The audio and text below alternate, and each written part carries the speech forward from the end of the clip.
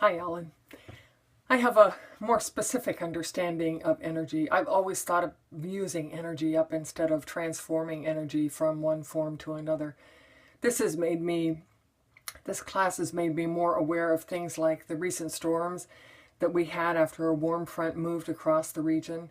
I've always been a cloud watcher, but now I have a better understanding of how and why they form. For instance, I could always see clouds forming over Mount Shasta, but I never knew why they were forming. One of my favorite moments in the class was seeing my classmates' video about the roller coasters and being able to directly relate to the concept of potential and kinetic energy after my first-hand experience on the Mount Everest roller coaster in Animal Kingdom over last winter's break.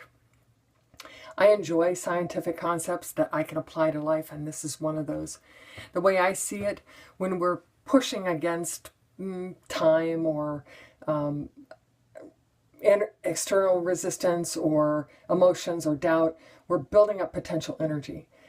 And then when we're in the zone or we resolve external resistance to whatever it is we're trying to accomplish, or we break through our limiting emotions and find confidence, then we have kinetic energy, and we can be like an Energizer bunny until we're pushing up against something again and building up potential energy.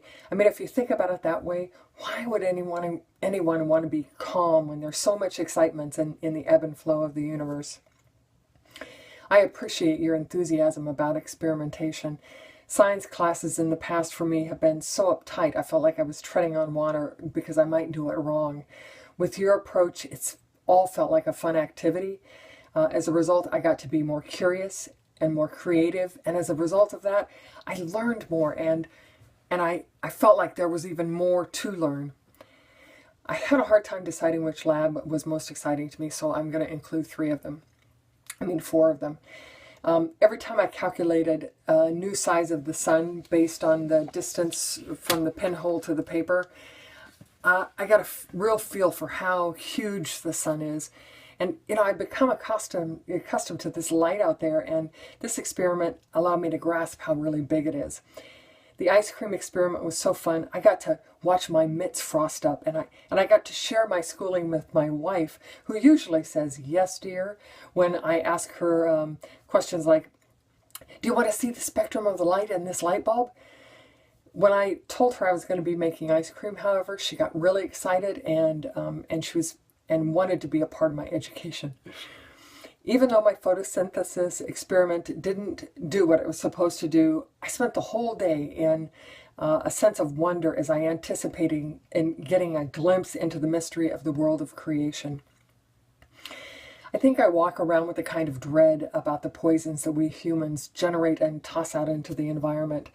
And the acid mine drainage experiment really left me with a sense of hope as I could see that organic solutions do exist. And finally, solutions. I would appreciate consistency between the handout and the instructional videos. The first two or three had inconsistencies, and for instance, what periods we should be documenting with our lab results, and it made me hesitant in future experiments because I wasn't really sure I was doing it right.